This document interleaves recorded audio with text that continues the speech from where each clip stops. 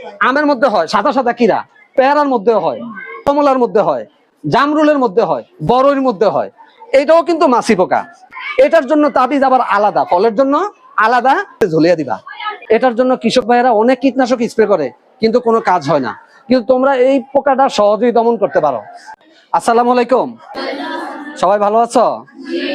আমার নাম মনিরুজ্জামান, আমি উপসহকারী কৃষি অফিসার, এই মতলব পৌরসভার অফিসার। আমি মাছি পোকা কি করে, তার পিছনের অংশে একটা সুই থাকে, সে ওই সুইটা দিয়ে আল ফুটিয়ে দেয়, পরে ওখান থেকে একটু কষ বের হয়, পরবর্তীতে এই ছিদ্রটা বন্ধ হয়ে যায় এবং পুরাটাতে পরবর্তীতে এই মাছি পোকার সাদা সাদা কিরা হয়ে যায়।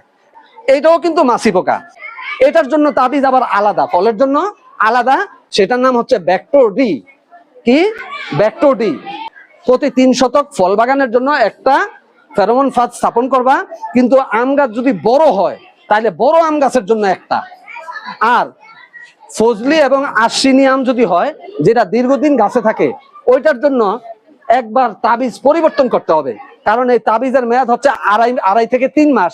এই ফজলি এবং আশ্বিনী আম 5 থেকে 6 মাস গাছে থাকে।